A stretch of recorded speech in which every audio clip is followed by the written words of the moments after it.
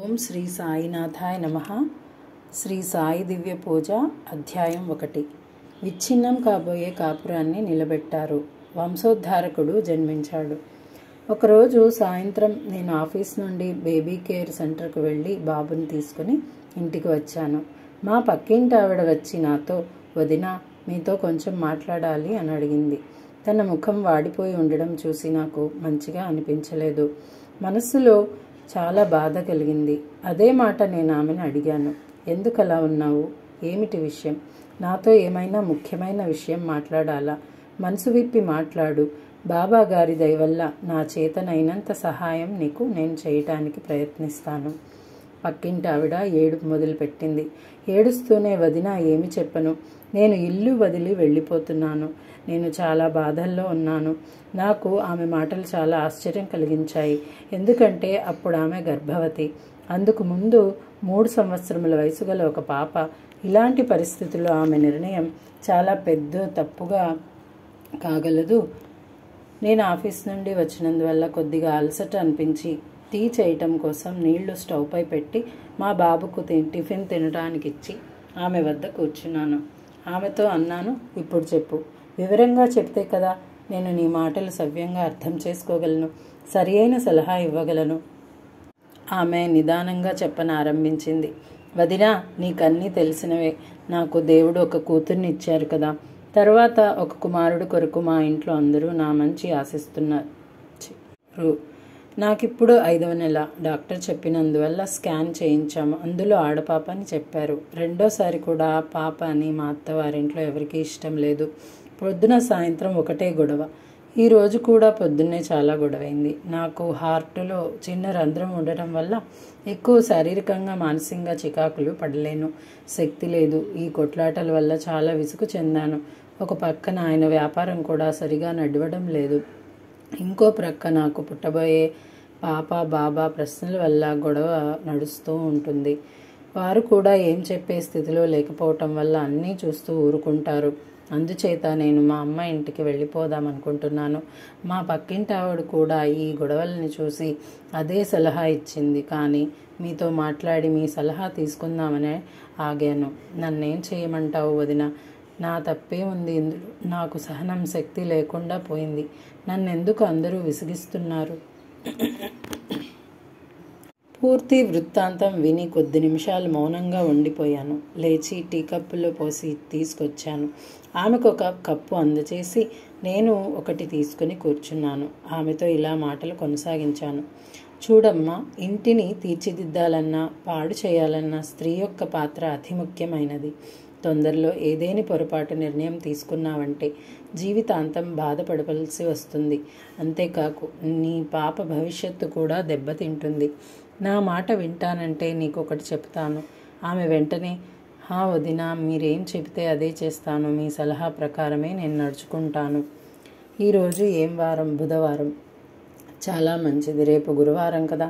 నేను నీకు ఒక దివ్య పూజ చెప్తాను. ఈ పూజను మనస్సులో పూర్తిగా విశ్వాసం పెట్టుకొని శ్రద్ధగా పూర్తి చేయి. బాబా గారి దయ వల్ల నీ కష్టాలన్నీ దూరం అవుతాయి. గురువారం నాడు స్వచ్ఛమైన బట్టలు కట్టుకుని ఒక చిన్న తెల్లని అరచేతంత రుమాలు పసుపు నీళ్లలో ముంచి ఆరబెట్టుకుని నీ ఇంటిలోని పూజాస్థానంలో శ్రీ సాయిబాబా గారి ధ్యానం చేస్తూ మనసులోని కోరిక చెప్తూ ₹1 కానీ ₹2 బిళ్ళలు కానీ ఆ పసుపు బట్టలో పెట్టి ముడుపు కట్టి పిదప ఆ ముడిని బాబాగారి శ్రీచరణంలో పెట్టి ఉంచు. నీ మనస్సులోని కోరిక తప్పకుండా నెరవేరుతుంది. కోరిక నెరవేరిన పిదప ఆ ముడిని తీసుకుని వెళ్ళి షిరిడి శ్రీసాయి దర్శనార్థం వెళ్ళగలరు. బాబాగారి దర్శనం చేసుకుని పిదప ఆ ముడి దాన పెట్టెలో వేసి నమస్కరించవలను. ఆమె ఈ పూజా విధి తెలుసుకుని అత్యంత మనోబలంతో సంతోషంగా నివాసానికి వెళ్లే ముందు మనస్సులోనే సంకల్పించుకుని, నా కోరిక తీర్చే కల్పతరు శ్రీ సాయినాథ్ మహారాజ్ దర్శనార్థం కొరకు షిరిడి తప్పకుండా వెళతాను అని నాకు సమాధానమిచ్చి వెళ్ళిపోయింది.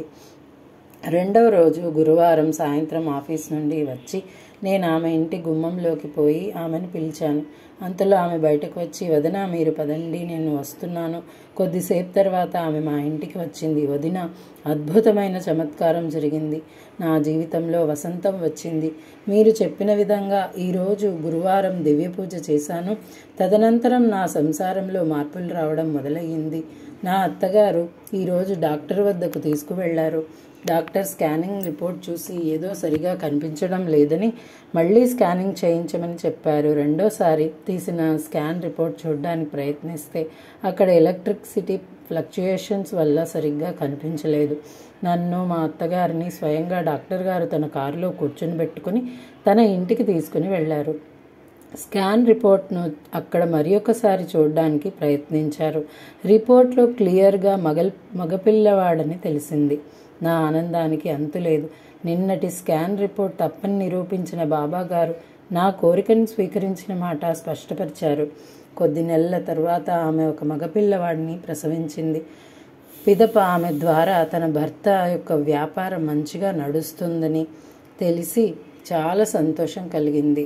అంతేకాకుండా శీఘ్రకాలంలో ఒక కారు కూడా కొనుక్కున్నారు. ప్రస్తుతం 2 పిల్లలతో వారు సుఖంగా జీవనం సాగిస్తున్నారు. బాబా గారు నా పరువు కాపాడారు. నా పక్కింటావిడ జీవితాన్ని సరిదిద్ది వారి కోరిక ప్రకారం వంశోద్ధారకుని ప్రసాదించారు. ఇదే శ్రీ సాయినాథుని యొక్క దివ్య పూజ యొక్క చమత్కారం.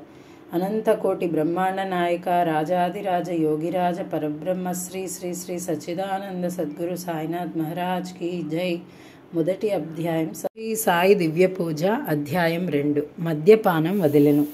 శకుంతలాబాయి నా ఇంట్లో మరియు 2-3 ఇళ్లలో పనిచేసుకుని తన జీవితం గడిపేది. తనకు పెండ్లీడుకొచ్చిన కుమార్తె ఉన్నది.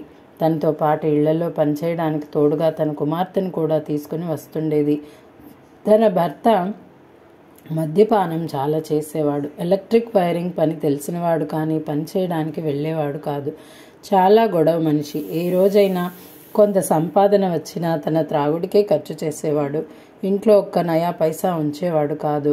నా ఇంట్లో రోజు పొద్దున సాయంత్రం శ్రీసాయి పూజ హారతి చేయడం చూసి ఆమె మనస్సులో ఆశ కలిగి తన దుఃఖం నాతో చెప్పుకుంటే తీరుతుందని నా వద్దకు వచ్చి తన బాధను చెప్పుకుంది. నేను శ్రీసాయి దివ్య పూజను గురించి శకుంతలకు వివరంగా చెప్పి తన భర్తను ఒక ఆదివారం నాడు మా ఇంట్లోనికి శ్రీసాయి దర్బార్లో బాబాగారికి శ్రీచరణంకు నమస్కారం చేయించి విభూతి తీసుకుని వెళ్ళమన్నాను. ఆమె అదే విధంగా చేసింది. ఆనాడు ఆదివారం నాడు తన భర్తతో కలిసి వచ్చి శ్రీసాయి దివ్య పూజ చేయడం కొరకు సంకల్పం చేసుకుని బాబాగారికి నమస్కరించి విభూది పెట్టుకుని వెళ్ళింది. కొద్ది రోజుల్లోనే ఆమె భర్త మద్యపానం చేయడం మానేశాడు. తన పని మొదలుపెట్టి వచ్చిన డబ్బంతా శకుంతల చేతిలో పెట్టేవాడు. అంతేకాదు తన కుమార్తె వివాహం కొరకు డబ్బు దాచడం మొదలుపెట్టాడు. కొద్ది నెలల తరువాత ఆ క్షణం వచ్చింది. శకుంతల కోరిన విధంగా వాళ్ళ అమ్మాయి వివాహం సంతోషంగా జరిపించారు. ఇప్పుడు శకుంతల బాబాగారి అనన్య భక్తురాలు. ఇదే శ్రీ సాయి దివ్య పూజ యొక్క చమత్కారం. అనంతకోటి బ్రహ్మాండ నాయక రాజాదిరాజ యోగిరాజ పరబ్రహ్మ శ్రీ సచ్చిదానంద సద్గురు సాయినాథ్ మహారాజ్ కి జై. అధ్యాయం 2 సంపూర్ణం. శ్రీ సాయి దివ్య పూజ. అధ్యాయం 3. 2 సార్లు మొదటి వారం నాడే కోరిక తీరింది. నా పేరు సంధ్యా యాదవ్. HIG ఇండోర్లో హాస్టల్ నడిపిస్తున్నాను. మా నాన్నగారు శ్రీ సాయిబాబా గారి పరమ భక్తులు. నా చెల్లెలు ఇండోర్కి దగ్గరలో బడ్నగర్లో ఉంటుంది. ఆమె కూడా బాబా గారిని పూజిస్తుంది. ఒకరోజు ఆమె నాకు ఫోన్ చేసి, అక్క, ఇండోర్లో అనూప్ నగర్లో ఉండే శ్రీమతి కె పద్మావతి గారింట్లో బాబా గారి దర్బార్ ఉంది. అక్కడి నుంచి శ్రీసాయి దివ్య పూజ కొన్ని పుస్తకాలు నాకు పంపించు. నేను శ్రీమతి కె పద్మావతి ఇంటిలోని శ్రీసాయి దర్బార్కు వెళ్ళాను. అక్కడి నుంచి కొన్ని శ్రీసాయి దివ్య పూజ పుస్తకాలు కొని బడ్నగర్లో ఉండే నా చెల్లెలకు పంపించాను. అందు నుండి ఒక పుస్తకం నా గురించి ఉంచుకున్నాను. నేను కూడా శ్రీ సాయి దివ్య పూజ 5 గురువారాలు మొక్కుకుని విధిపూర్వకంగా పూజ చేయడం ప్రారంభించాను. ప్రతి గురువారం అనూప్ నగర్ శ్రీ సాయి దర్బారుకు వెళ్తుంటాను. నాకు మొదటి గురువారం నాడే శ్రీ సాయి దివ్య పూజ ఫలించింది. నా భర్త కొరకు కొంత ధనం వ్యాపార రీత్యా చాలా రోజుల నుండి దక్కకుండా ఉండింది. మొట్టమొదటి గురువారం నాడే ఆ ధనం నాకు అప్రయాసంగా ప్రాప్తమైంది. నాకు చాలా ఆనందంతో పాటు ఆశ్చర్యం కలిగింది. నా చిన్న కూతురు ఈషా మహారాష్ట్రలో చదువుతుంది. రాత్రిపూట ఒకనాడు 8 గంటలకు చాలా గాబరాగా నాకు ఫోన్ చేసింది.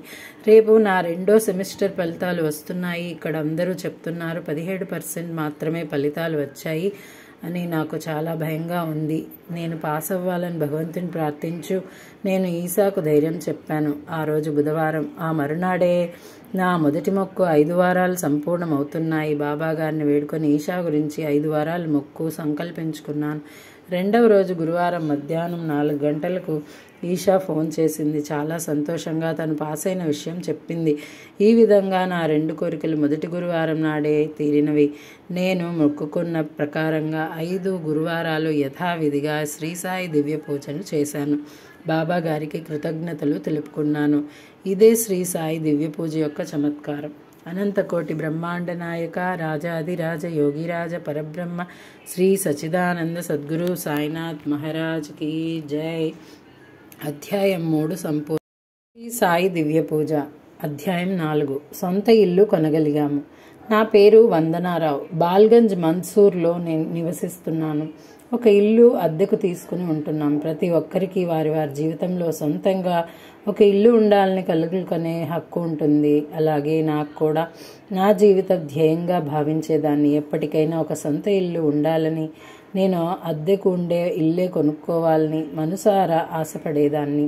కానీ నా ఆర్థిక పరిస్థితి సరిగా లేకపోవడం వల్ల నా ఆశ ఫలించలేదు. మన్సూర్లోని ఫారెస్ట్ కాలనీలో శ్రీ సాయిబాబా గారి మందిరం ఉంది. నేను ఆ మందిరానికి తరచూ వెళ్తుంటాను. అక్కడ ఒక శ్రీ సాయి భక్తులు శ్రీ అనిల్ తివారీ గారితో పరిచయం కలిగింది. మాటల్లోనే ఆయనతో నా ఆర్థిక పరిస్థితి సరిగా లేకపోవడం, సొంత ఇంటి ఆశ నెరవేరకపోవడం గురించి చెప్పాను.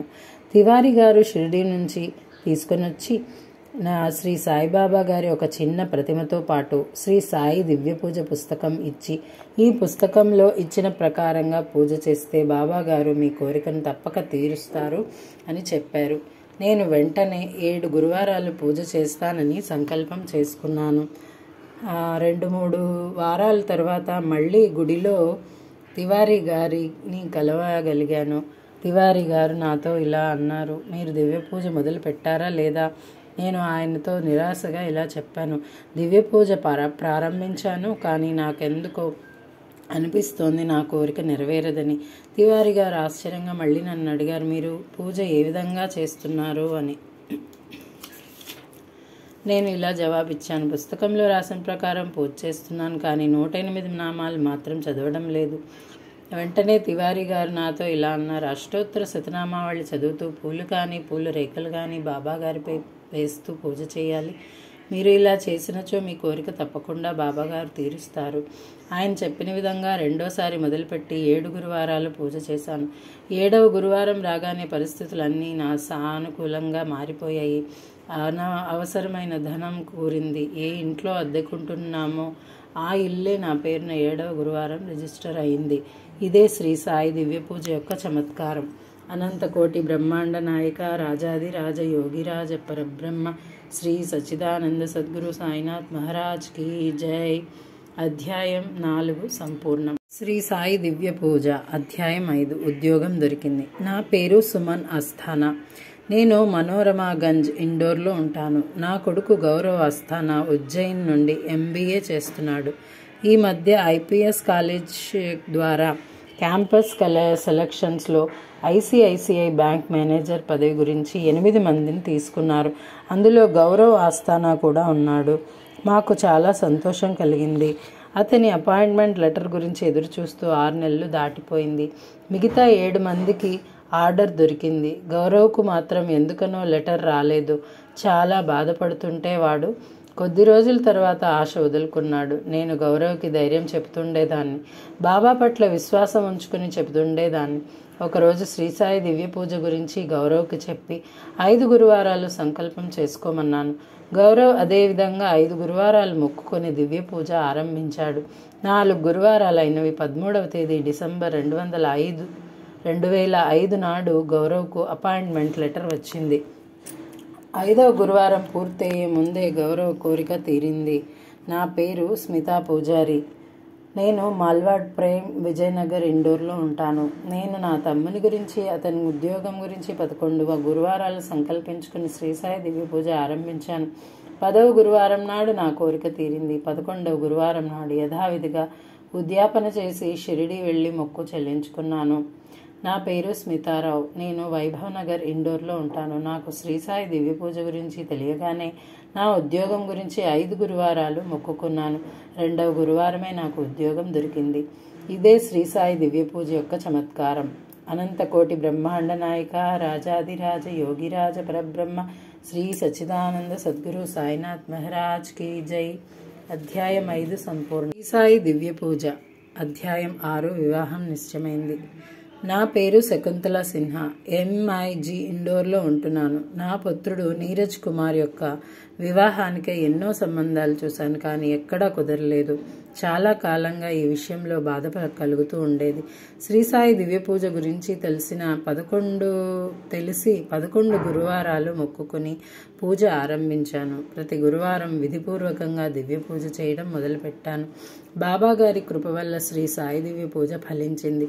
7వ గురువారం ఒక యోగ్యురాలైన కన్యతో నా పుత్రుని వివాహ సంబంధం కుదిరింది. ఇప్పుడు అతనికి శీఘ్రమే కళ్యాణం జరగగలదు.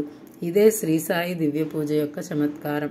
అనంతకోటి బ్రహ్మాండ నాయక రాజాదిరాజ యోగిరాజ పరబ్రహ్మ శ్రీ సచ్చిదానంద సద్గురు సాయినాథ్ మహారాజ్ కీ జై. అధ్యాయం 6 సంపూర్ణం.